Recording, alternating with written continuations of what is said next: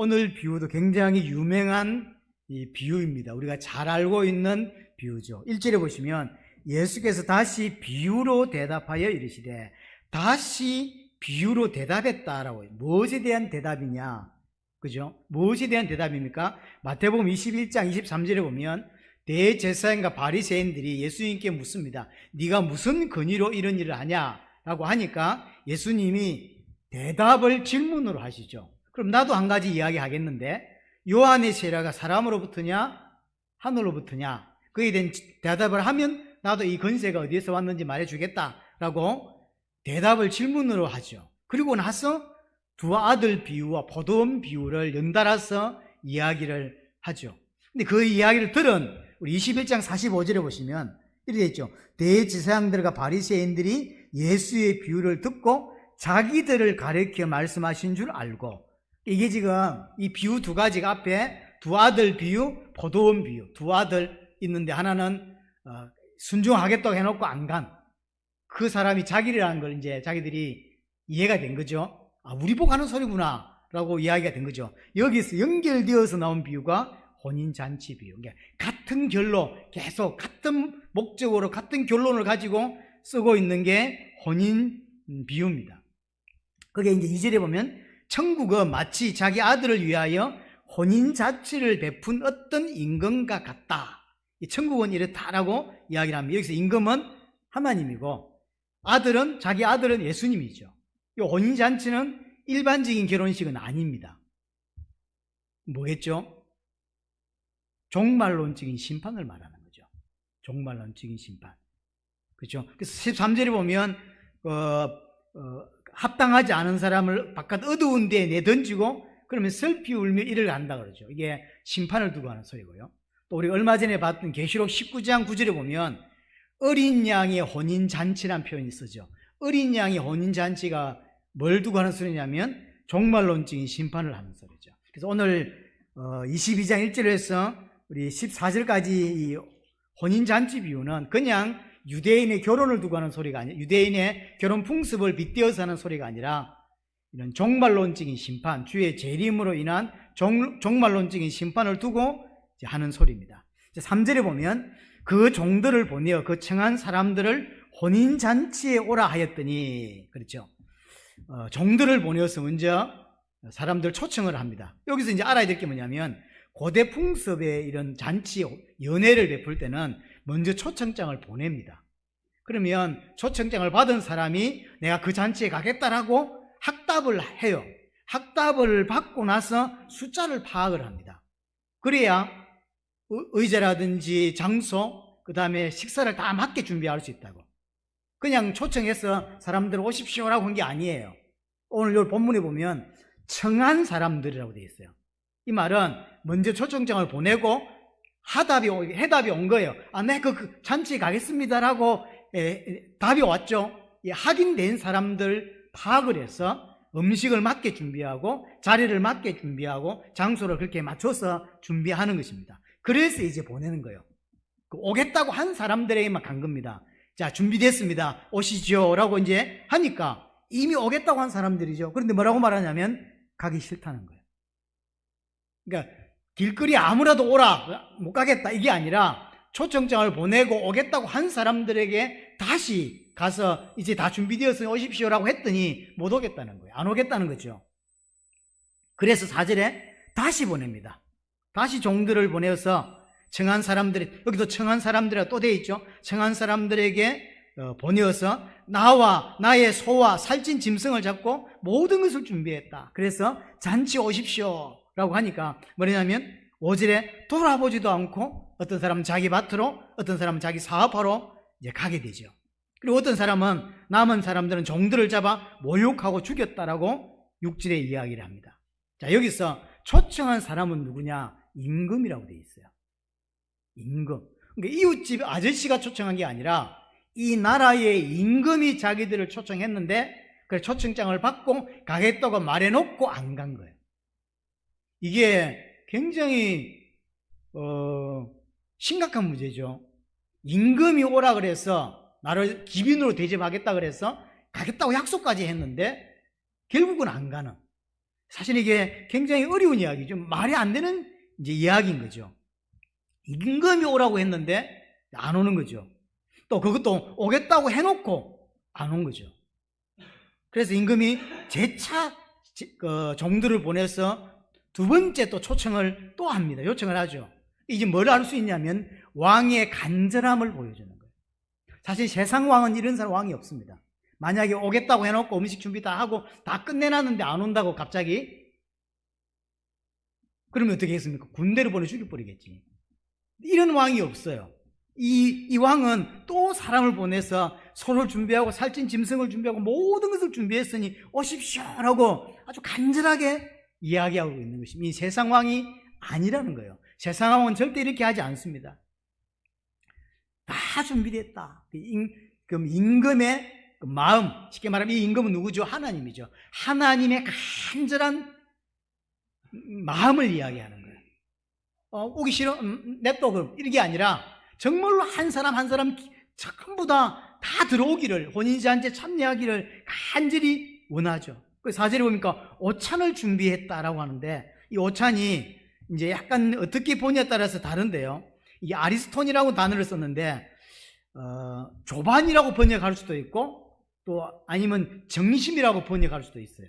그래서 이제 학자들 따라서 또는 목사님들 따라서 왕이 보통 그 잔치는 정심부터 이제 이렇게 먹을 수 있는 준비를 하는데, 이 왕은 얼마나 간절하고 얼마나 이 초청받은 사람들과 함께 지내고 싶은지 오찬을 준비했다. 이렇게 일찍 아침부터 먹을 수 있는 준비를 했다. 이렇게까지 학자들은 설명을 합니다. 근데 이제 이 오찬으로 되어 있는 이 단어가 정확하게 예수님이 어떤 의미인지는 모르겠어요. 하여튼 아침일 수도 있고요, 정심일 수도 있습니다. 하여튼 하나님이 어떤 마음으로 초청을 하냐면 한 명이라도 다 더 받아들이려고. 그래서 하나님의 나라에서 영원히 함께 살게 하려고 간절한 마음으로 준비했다는 것을 알 수가 있는 거죠. 간절하게 초청하고 있는 임금은 하나님이거든요. 그래서 소와 살찐 짐승을 잡았고 모든 것을 준비했다라고 오늘 4절에 표현합니다. 하나님이 이렇게까지 할 필요가 있을까? 그래서 우리가 알아야 되는 게 그게 하나님의 마음인 거예요. 사실 하나님은 구원이 필요하지 않습니다. 구원은 우리가 필요하지 하나님이 필요하지 않다고.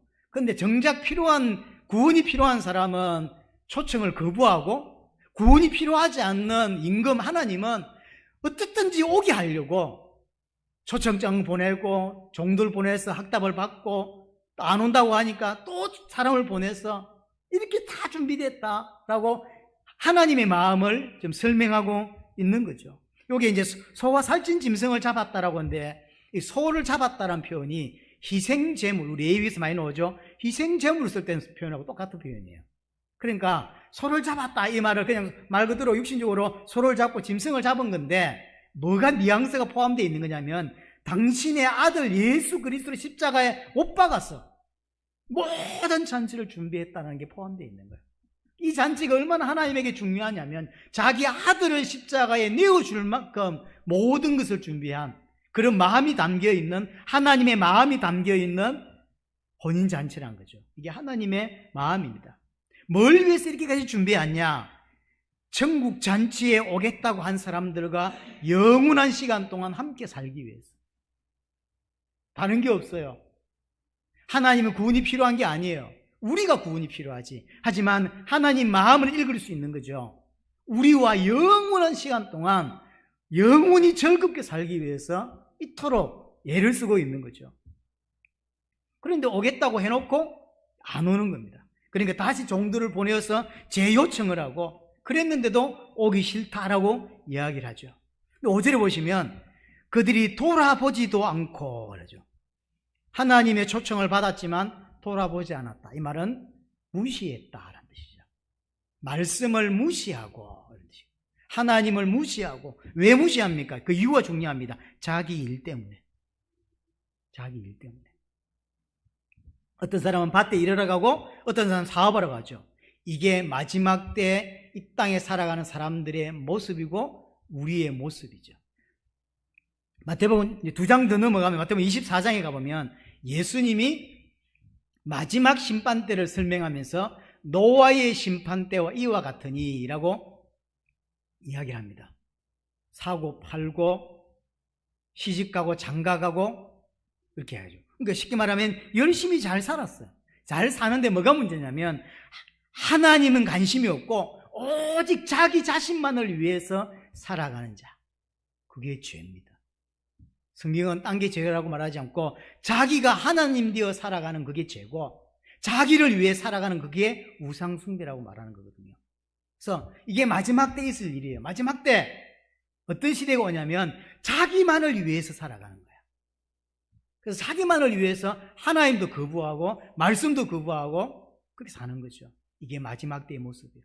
마지막 때는 그래서 엄청난 죄악이 일어날 것처럼 보이지만 그보다 더 중요한 것은 완전히 개인화되고, 그래서 자기를 위해서만 사는, 어느 정도냐, 우리 오전 예배 때 빗대 설명하자면 자기를 위해서, 자기 육신을 위해서라면 자기 아들도 불태워 죽일 수 있는 그런 사람들이 되는 거예요.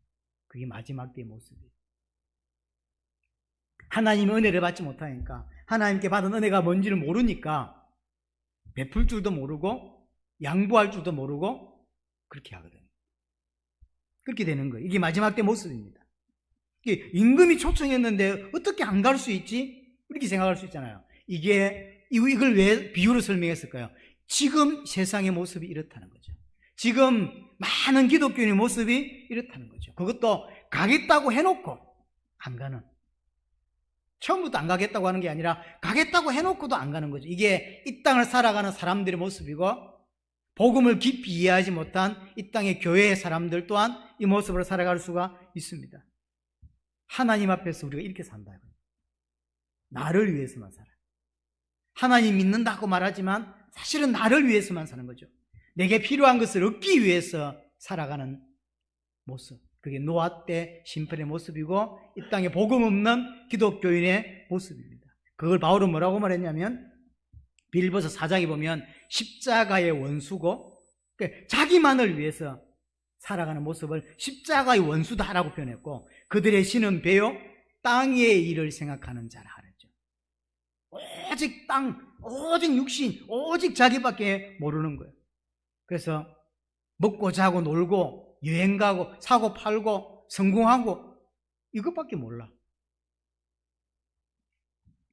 자기가 행복해질 수 있다고 생각하는 것을 위하여 생을 거는 모습, 그게 마지막 때의 모습입니다. 그것 때문에 임금의 초청잔치에 안 가는 거예요. 그것 때문에 자기의 행복 추구 때문에 하나님을 거부하고 하나님께 안 가는 거죠. 교회도 시간 있어야 가고 자기가 적당할 때 가고 자기를 위해 사니까, 생각하면 그것은 구원이 아니다 라고 이야기하는 거죠. 초청받은 사람이 사실은 우리입니다. 우리 이야기. 당시 하나님 잘 믿는다고 하는 바리새인들, 대제사장들 두고 하는 소리거든요. 6절에 보면 남은 자들은 종들을 잡아 모욕하고 죽였다라고 표현을 합니다. 이 좀 너무 과하다 또는 황당하다 이런 생각이 들잖아요. 아니 임금이 초청할 수 있도록 종을 보냈는데 굳이 종을 죽이냔 말이에요. 이 좀 과하다 이런 생각이 들잖아요. 여기 지금 뭘 이야기하는 거냐면, 그럼 이 지금 죽이고 했던 사람들이 누군데요? 바로 이 대제사장과 바리새인들을 두고 하는 소리예요. 하나님 잘 믿는다고 이야기했지만 실제로는 하나님 앞에서 어떤 사람들이냐면 하나님의 사람들을 죽이고 핍박하고 박해했던 사람들인 거죠. 혼인잔치 비유 자체가, 앞에 두 아들 비유해서 그렇고 혼인잔치 비유 자체가 하나님의 초청을 받고 그의 백성이 되겠다고 했던 이스라엘을 두고 하는 소리거든요. 그럼 그 이스라엘의 대표가 누구냐면 대제사장과 바리새인들이죠. 나중에 23장에 가면 이 설명들이 연결되어 나오는데요. 23장 29절부터 보면 혼인잔치를 위해서 임금이 보냈던 종들이 누구냐면 구약의 선지자들이었어요. 이게 이제 비유라고. 임금이 하나님인데 하나님이 천국 잔치를 준비했고 그 천국 잔치에 사람들을 초청을 하는 것입니다.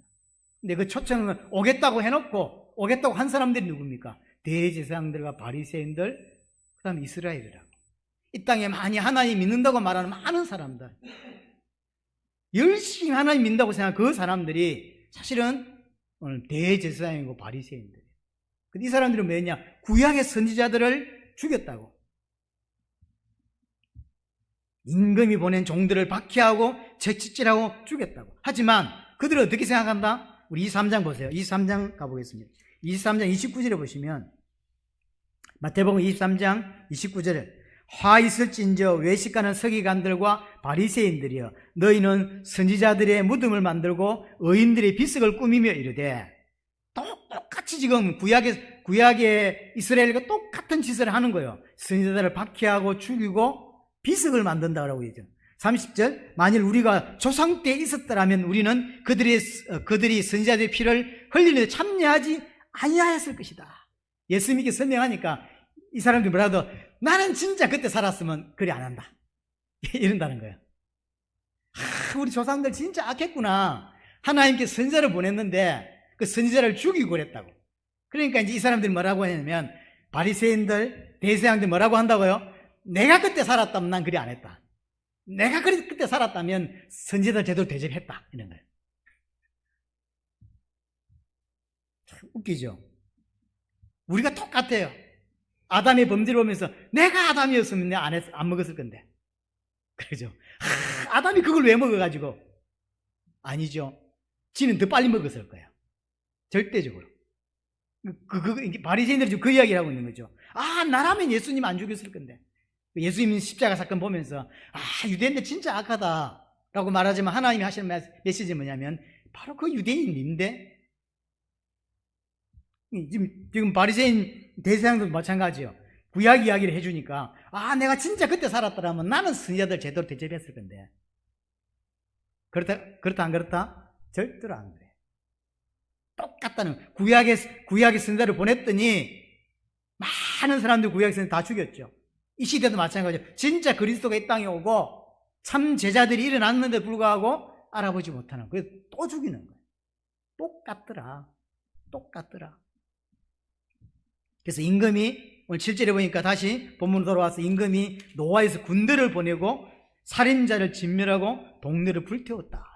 이게 지금 6절도 그렇고 7절도 그렇고 굉장히 좀 극단적으로 설명했잖아요. 왜 그럴까요? 이게 지금 단순히 혼인잔치가 아니기 때문이에요. 이게 천국잔치, 이게 종말을 설명하기 때문이에요.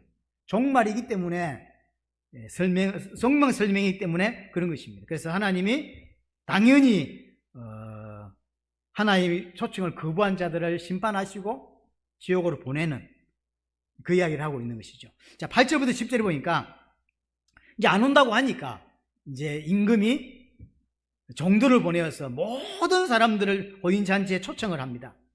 그게 자격이나 조건이 없어요. 8절 보세요. 이에 종들을 이르되 혼인잔치는 준비되었으나 청한 사람들은 합당하지 아니하니 9절 내 거리 길에 가서 사람을 만나는 대로 혼인잔치에 청하여 오라 하라 한데 10절 종들이 길에 나가 악한 자나 선한 자나, 조건이 없죠. 악한 자든 선한 자든 다 초청을 만나는 대로 다 초청을 합니다. 그래서 10절에 마지막에 말하면 혼인잔치에 손님이 가득하게 되었다라고 하죠. 이 본문하고 똑같은 본문이 누가복음 14장에 가보면 나와요. 똑같은 본문인데 누가복음 14장의 차이가 뭐냐면 어떤 사람들이 초청되어 왔는지를 거기는 설명을 해주고, 오늘 본문에서는 누가 왔는지 자세히 설명이 안 되죠. 그냥 초청해서 많은 사람들이 가득했다라고만 되어 있어요. 누가복음 14장 21절 23절에 보면 새로 초청되어 온 사람들을 거기는 설명을 해주는데 어떤 사람이 뭐냐면 가난한 자들, 몸 불편한 자들, 맹인들, 전원자들. 그러니까 초청받을 만한 메리트가 전혀 없는 사람들이에요. 우리가 볼 때 임금의 혼인잔치, 임금이 준비한 혼인잔치에 갈 수 없을 것 같은 사람들만 주로 들어왔어요. 그래서 몸 불편한 사람들, 가난한 사람들, 저는 사람들, 맹인들, 앞을 못 보는 맹인들, 거지들, 이런 사람들이 왕의 혼인잔치에, 왕의 아들의 혼인잔치에 좀 다 와 있는 거죠. 쉽게 말하면 임금의 명령에 의해서 강권적으로 데려져 와 있는 사람들. 그 개인으로 볼 때는 초청받아 올 만한 메리트가 전혀 없는 사람들, 자격 없어 보이는 사람들. 이게 이제 아이러니인 거예요. 자격 있어 보이는 사람들은 누구냐면 대제사장들, 바리새인들, 서기관들, 율법교사들. 자격 있어 보이잖아. 하나님을 잘 믿고 선을 행하고 의롭게 살고 시간 딱딱 지켜가면서 하루에 5번씩 기도하고 일주일에 한두 금식해서 그 마음 돈으로 구제하고 그렇게 살잖아요. 그거 보세요. 얼마나 우리 교회 예를 들어서 어떤 가정이 새로 왔는데 그렇게 산다고 생각해보세요. 새벽기도 빠지지 않고 당연히 11조는 빼먹는 적이 없고 모든 예배 다 참여하고 그러면서 일주일에 한두 번씩 금식하고 그러면서 그걸로 구제하고 전도 현장 나가고 그럼 여러분들 볼 때 야 진짜 저분은 믿음 좋다 이렇게 볼 수밖에 없는 거거든요. 그 사람들이 구원을 못 받는 거 보니까 자격 있어 보이는 사람들이 혼인잔치에 못 들어가고 자격 없어 보이는 사람들이 왕이 준비한 혼인잔치에 들어가더라는 거죠. 스스로 생각할 때 나는 구원받을 수 있지 라고 생각한 대제사장. 하지만 실제로는 모습은 대제사장이라 하나님과 가깝고 하나님을 잘 믿을 것 같이 보이는 사람. 하지만 어떻게 살았다고요? 세상 것을 위해 살았죠. 또 한 분류. 율법 지킴이나 선이나 자기의 의와 노력을 통하여 하나님께 나아갈 수 있다고 믿는 바리새인들. 하지만 실제로 바울은 말하기를 그 의가 얼마나 강했든지 자기의 의를 내세워서 하나님의 의인 그리스도를 거부하게 되는 자다. 자기의 선행을 통해서 하나님 만날 수 있다고 믿는 자들인 거예요. 그러니까 그리스도가 필요 없는 거죠. 그리스도가 왜 필요해? 내 의를 행하면 되는데. 겉으로 볼 때는, 껍데기로만 볼 때는 대제사장과 서기관들, 바리새인들이 천국 갈 것 같아요. 그 사람들이 구원받을 것 같아요. 하지만 혼인잔치에 들어간 사람 대부분 어떤 사람들이다? 밖에서 볼 때는 구원받을 메리트가 별로 없는 사람들. 가난한 사람들, 몸 불편한 사람들, 저는 사람들, 명인들, 장녀들, 세리들 이런 사람들인 거죠. 어떻게 그 사람들이 구원을 받았냐? 어떻게 천국에 들어갔냐? 혼인잔치에 들어갈 수 있었냐? 임금, 하나님이죠. 하나님의 강권적인 역사로 인하여만 들어갈 수 있었죠. 그러니까 들어간 사람들이 고백할 수밖에 없는 건 내 의지가 아니었다는 거예요. 그렇죠? 그런 사람들이 들어간 거죠. 아무것도 내세운 것이 없는 자들이 천국 잔치에 들어간 것을 볼 수 있습니다. 말 그대로 강권적인 하나님의 역사로 말미암아 들어가게 되었습니다. 우리가 구원을 정말로 받고 성경을 정말로 이해하면 이게 이해되죠. 내가 믿는 것처럼 보이지만 하나님의 역사로 하나님의 강권적인 이끌리심으로 인하여 천국 잔치에 들어가게 되는 거죠. 그렇죠? 이는 예수를 진짜 믿으면 믿을수록 성경을 알면 알수록 깨달을 수 있는 게 뭐냐면 하나님의 은혜다라는 거예요. 절대로 인간의 노력이나 내 의로는 구원받을 수가 없어요. 이 본문하고 좀 비슷하게 좀 이해할 수 있는 게 마태복음 11장 12절에 나오는 천국은 침노를 당하나니 이라는 표현이 있어요. 이게 사실은 이제 학자들 간에는 좀 난해 구절로 이제 분류되는 부분이에요. 천국이 침노를 당한다. 근데 조금 정확하게는 어감이 좀 그런데 정확하게는 어떤 의미냐면 천국이 나를 공격해 들어온다는 뜻이에요. 천국이 내 안으로 침노해 들어온다는 뜻이죠. 이 천국은 예수 그리스도거든요. 구원이 뭐냐면 예수 그리스도 내 안에 뚫고 내 안으로 들어와 버리는 거예요. 그래서 내 자아를 내 가치관을 다 장악해 버리는 거죠. 그러니까 내가 부정당하고 내가 부인되고 내 안에 있는 모든 것을 빼앗겨 버리는 거, 그걸 구원이라 그래요. 그래서 그걸 천국이 침노당한다고 하는 건데, 쉽게 말하면 정확히 표현은 천국이 내 안에 들어와서 나를 사로잡아 버린 거예요. 그래서 내 자아, 내 중심, 내 가치관 없어져 버려요. 전부 다 부정당하고 예수 그리스도로 완전히 사로잡히는, 그래서 결국 구원받은 자의 진짜 모습은 나를 부인하는 모습이 될 수밖에 없는 거죠. 그래서 천국은 나의 의나 공덕이나 행위나 선으로 들어갈 수 있는 게 아니라는 거죠. 우리가 지난 시간에 본문에서 나왔는데요. 반석이 내 위에 떨어지거나 내가 반석에 떨어지면 어떻게 된다고? 산산이 찢어지고 깨어지고 가루가 되어 날아간다 그랬어요. 그게 구원받은 자의 삶입니다. 예수 그리스도로 말미암아 내가 무너지고 깨어지고 산산이 없어져 버려요. 내가 없는 오직 예수 그리스도 내 인생의 주인이고 그분이 나의 하나님이 되는 거죠. 나는 그분의 종이 된 삶. 그게 구원입니다. 그렇게 이제 초청을 해서 사람들이 잔치에 많이 들어온 겁니다. 그래서 임금이 이제 나가보죠. 11절 임금이 손님들을 보러 들어올세 거기에서 예복을 입지 않은 사람이 이제 나오는 것입니다. 그러니까 어떻게 되죠? 내쫓죠. 바깥 어두운데 내쫓게 되었다. 예복을 입지 않은 사람이 등장을 하죠. 이 모습을 가지고 잘못 설교하는 사람들이 굉장히 많더라고요. 예복을 입어야 되는데 안 입었단 말이에요.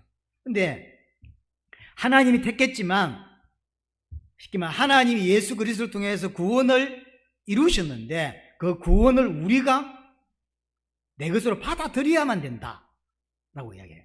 감리교 쪽에서 많이 이야기하는데 그래서 하나님의 손을 내밀으면 우리가 그 손을 잡아야 구원받는 거다라고 주장을 해요. 이 주장의 뒷받침을 이게 성도의 행위를 강조하는 거죠. 하나님이 예수 그리스도를 통해서 십자가와 부활을 통해 구원을 만들어 놓은 거예요. 그러면 그걸 우리가 잡아야 돼요. 그래서 하나님이 하실 게 있고 인간이 할 게 있다라고 인간의 행위를 강조할 때 쓰는 거거든요. 자, 아닙니다. 그 말이 아니에요. 근데 그에 뒷받침하는 성경 구절을 계시록 19장을 가지고 보거든요. 계시록 19장을 한번 보세요. 이게 잘못 이해하면 오해될 수밖에 없는 부분이긴 한데 계시록 19장 7절 8절 보세요.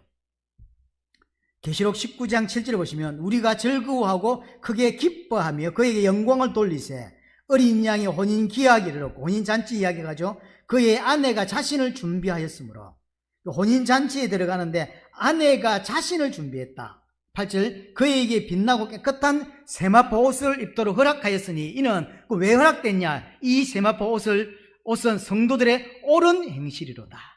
그러니까 옳은 행실이지 않냐? 하나님이 구원을 준비하고 나의 옳은 행실, 나의 거룩한 삶을 통하여 구원받는 게 아니냐? 그래서 인간의 행위를 강조하는 것처럼 설교하는 분들이 굉장히 많아요. 왜냐하면 그렇게 오해될 수 있게 표현되어 있잖아요. 옳은 행실이래요. 그 말입니까? 자, 아내는 성도입니다. 아내는 교회입니다. 성도가 스스로 구원을 준비할 수 있습니까? 그러면 이 아내가 자기를 스스로 준비해서 했더니 옷 입는 것이 허락되었고, 그럼 그 옷을 입을 수 있는 이유가 뭐냐면 그 아내가 옳은 행실을 행했기 때문에 세마포 옷을 예복을 입을 수 있게 되었다는 거죠. 그래서 행위를 강조하는 거예요. 근데 그게 틀렸습니다. 성도의 옳은 행실 또한 하나님이 준비하는 거예요. 무슨 말이냐면 그럼 성도의 옳은 행실이 뭡니까? 인간은 내 의로, 성도는 내 의로 하나님께 나아갈 수가 없어요. 어떻게 해야 되냐면 하나님이 택하셔요. 창세전에 만세전에 택하시고 예수 그리스도의 십자가와 부활로 구원을 이루시고 성령의 역사로 말미암아 우리에게 감동 감화하셔서 예수 그리스도를 믿을 수 있도록 역사하신다고. 우리가 하는 게 뭐냐면 성령의 역사로 인하여 예수님께서 십자가와 부활을 이루신 것이 내 문제를 해결하신 것이다라고 믿는 거죠. 인정하는 거. 그게 옳은 행실이에요. 그럼 옳은 행실 또한 누가 하는 거죠? 성령께서 감동 주고 믿음 주심으로 말미암아 깨달아지고 인정되어지고 믿어지는 거예요. 우리가 생각하는 옳은 행실이 아닙니다. 그래서 옳은 행실이라고 하는 것은 하나님이 역사하시로 말미암아 믿어지는 거죠. 하나님이 선택하지 않으면 믿을 수 없고 예수 그리스도의 십자가 부활이 아니면 우리는 구원받을 수 없고 그 이루신 구원이 성령의 적용, 성령의 역사하심이 아니면 우리는 받아들일 수가 없어요. 우리는 믿을 수가 없어요. 예수님의 십자가 믿어지지가 않는 거예요. 예수의 십자가로 내 죄가 끝났다? 안 믿어지는 거예요. 예수의 십자가 부활로 인하여 내가 하나님 자녀가 됐다? 안 믿어지는 거라니까. 하지만 성령께서 역사하심으로 말미암아 난 그게 믿어진다고. 그 믿어지는 걸 보고 옳은 행실이라고 하는 거예요. 그래서 옳은 행실이란 말은 하나님으로 인정한다는 뜻이에요. 예수를 그리스도로 믿는다는 뜻이에요. 그렇습니다. 저는 절대로 내 의로는 갈 수 없습니다. 하나님 은혜 아니면 안 됩니다. 라고 깨달아지는 거. 그게 옳은 행실이라니까요. 그래서 이 사람은 진짜 그렇게 믿기 때문에 나를 부인하고 내 십자가를 지고 오직 예수만 따르는 인생으로 조금씩 한 걸음 한 걸음 갈 수밖에 없는 거예요. 이 옳은 행실도요, 우리가 하는 옳은 행실이 아닙니다. 하나님이 준비해 주시고, 하나님이 자기 아들을 보내어 십자가 지게 하고, 하나님께서 성령으로 이 땅에 역사하셔서 우리를 어루만져 주심으로 말미암아, 깨닫게 해주심으로 말미암아, 신학적으로 말하면 조명하시고 계시하심을 인하여 믿어지게 되는 거라니까요. 그게 옳은 행실이에요. 그래서 다시 돌아가서 임금의 강권적인 초청에 의해 혼인잔치에 왔어요. 그렇습니다. 우리가 그런 사람이에요. 진짜 구원받은 자는 이런 사람이에요. 구원받을 만한 조건과 이런 거 하나도 갖추질 않았어요. 맹인이고 다리 절고, 이 왕의 혼인잔치인데 들어갈 만한 메리트가 전혀 없어. 그런 사람들이 지금 왕의 천국잔치에 와 있는 거예요. 그 사람을 위해서 왕의 혼인잔치에 들어올 수 있는 예복을 준비해놨다라고 했죠. 왕이 준비한 예복을 입지 않고 들어온 사람이 오늘 본문에 나온 거예요. 자기 옷을 입고 있다는 이야기죠. 왜 왕이 준비한 예복을 안 입었을까? 왕이 준비한 예복보다 내가 입고 있는 옷이 훨씬 더 의롭다, 좋다라고 보이는 거예요. 왕이 준비한 옷, 예수 그리스도죠. 근데 내가 입고 있는 옷이 훨씬 더, 바리새인들 보세요. 얼마나 율법 잘 지키고 얼마나 선하게 삽니까? 그래서 그리스도가 필요 없는 거예요. 그래서 안 갈아입어요. 예수 그리스도로 옷 입지 않아요. 자기 옷이 훨씬 더 의롭다고. 그게 더 구원받는 것처럼 보인다니까요. 시간 지키며 하나님을 섬기고 예배하고 금식하고 구제하고 이렇게 사는 것이 하나님 백성답게 보이잖아요. 근데 어떤 때는 너무나 연약해서 교회도 잘 못 가고, 어떤 때는 헌금도 못 하고, 그 사람이 무슨 구원받아 보이냔 말이에요. 겉으로 볼 때는 바리새인 대제사장이 훨씬 구원받을 때 합당하게 보인다니까요. 예배를 빼먹기를 합니까? 헌금을 안 하기를 합니까? 구제를 안 합니까? 선행을 안 합니까? 근데 어떤 사람은 교회도 오다가 말고, 헌금도 하다가 말고, 기도는 거의 안 하고, 누가 구원받아 보이냔 말이에요. 근데 하나님이 바리새인들에게 이 메시지를 하고 있는 거죠. 우리 눈으로 볼 때, 육신적인 눈으로 볼 때는 구원받기에 합당해 보이는 사람들이 도리어 구원을 못 받고, 우리가 볼 때 구원받지 못할 것 같은 사람들이 구원을 받더란 말이에요. 메리트가 전혀 없는 사람들, 거지 같은 사람들. 자기 옷이 더 화려하니까 안 갈아입는 거예요. 내 옷보다 왕이 준비한 예복이 더 좋다라고 생각되는 사람, 그 사람만 예복을 갈아입습니다. 내 옷이 누더기라고 느껴지고, 나는 아무것도 아니라고 느껴지고, 나는 진짜로 쓰레기다라고 느껴지는 그 사람이 왕이 준비한 예복을 입는 거예요. 당연하죠. 그 사람 바로 갈아입습니다. 하지만 자기의 행위나 율법 지킴이 왕이 준비한 예복보다 훨씬 낫다라고 생각하니까 갈아입을 수가 없는 거죠. 오늘 좀 전에 읽었던 계시록 19장에 나왔던, 그럼 임금이 왕이 준비한 예복이 뭐죠? 세마포 옷이라고 되어 있어요. 우리가 그냥 예수 그리스도로 옷 입는다라고 했는데, 계시록 19장을 빗대어서 말하자면 왕이 준비한 예복은 세마포 옷이에요. 세마포 옷은 장례식 때 입는 겁니다. 아무 무늬가 없고 아무 뭐랄까요, 입고 싶다라는 생각이 들지 않는 옷입니다. 그러니까 이해가 되죠. 바리새인 대제사장들이 안 갈아입으려고 하는 이해가 되죠. 멋있는 옷이야 갈아입지, 세마포 장례식 때 입는 옷을 뜻 갖다 놨다고 이거 입으라고? 내 옷이 더 명품인데? 그게 안 입는 거예요. 안 갈아입죠. 그래서 예수 믿는 건 뭐냐면요, 우리가 생각할 때 화려하고, 우리가 생각할 때 응답받고, 우리가 생각할 때 천국 가고, 뭐 이렇게 좋은 걸 생각하지만, 이 땅에서 예수 믿는 모습은 나를 부인하고 내 십자가를 지는 거라니까. 천국이 침노당해서, 천국이 나를 침노해서 내 안에는 자아와 내 중심과 내 모든 것을 다 짓밟아버리고 부정당하는 거, 그게 구원받는 자의 모습이에요. 그 모습을 대표하는 게 세마포 옷이라고요. 그 장례식 때 옷이라니까요. 그게 의미가 있는 거예요. 우리가 구원받은 것을 바울은 갈라디아 2장 20절에 죽은 것으로 표현하잖아요. 장례식장 옷을 입는 거예요. 그게 우리의 모습이죠. 그래서 내가 죽었다, 내가 부인당한다, 이걸 나를 완전히 부인하는 삶, 그게 성도의 삶이라는 사실을 볼 수 있습니다. 내 안에 그리스도께서 주인으로 살아가는 삶, 내가 주인이 아니라 예수님이 내 안에 주인으로 살아가는 삶, 그게 성도의 삶인 것입니다. 그 사람이 들어가는 데가 천국 잔치인 거예요. 오늘 설명한. 자, 오늘 마지막 부분이 뭐라고 되어 있냐면 14절, 청함을 받은 자는 많되 택함을 입은 자는 적다. 이게 어떤 면에서 결론적인 중요한 메시지죠. 청함을 받은 자는 많되 택함을 입은 자는 없다. 적다라고 되어 있는데 정확한 표현은 택함을 입은 자는 거의 없답니다.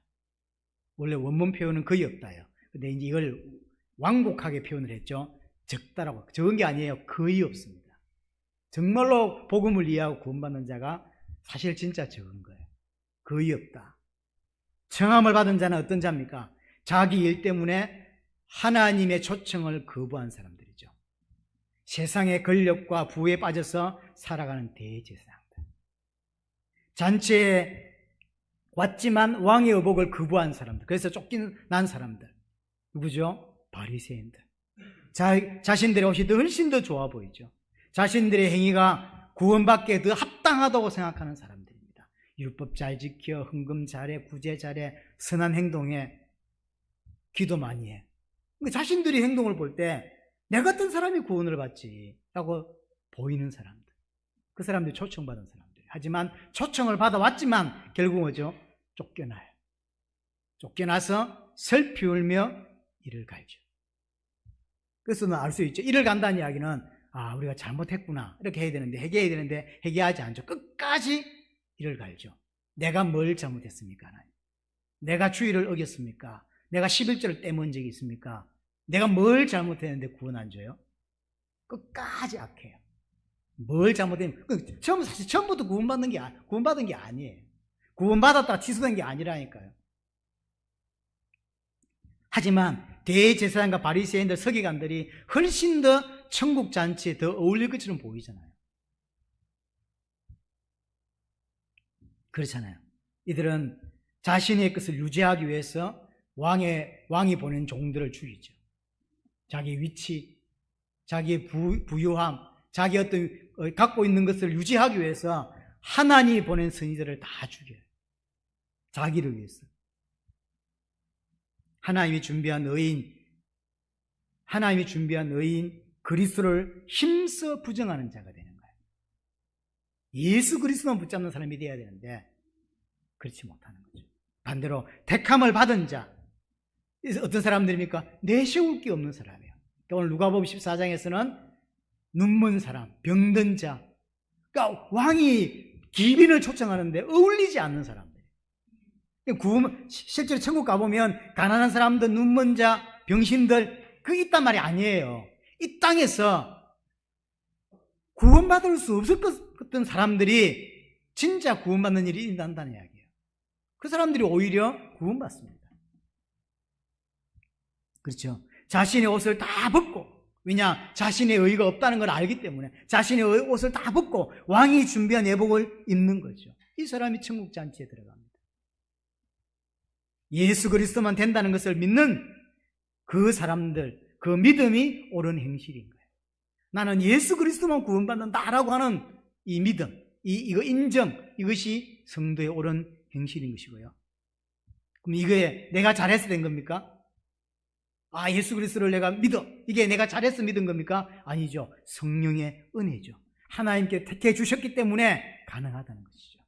오늘 혼인잔치 비유를 통해서 어떤 사람이 구원받고 어떤 사람이 구원받지 않는지를 설명하고 있고요. 사실은 구원받을 것 같던 사람이 실제로 구원받지 못하는 모습들. 하지만 하나님이 준비한 사람, 하나님이 만세전에 준비하고 예수 그리스도의 십자가 부활을 진짜로 인정하고 믿는 사람이 따로 있습니다. 그 사람이 구원받는다는 것이죠. 여러분이 오늘 또 구원을 더 깊이 이해하는 그런 이 주간이 되기를 바랍니다.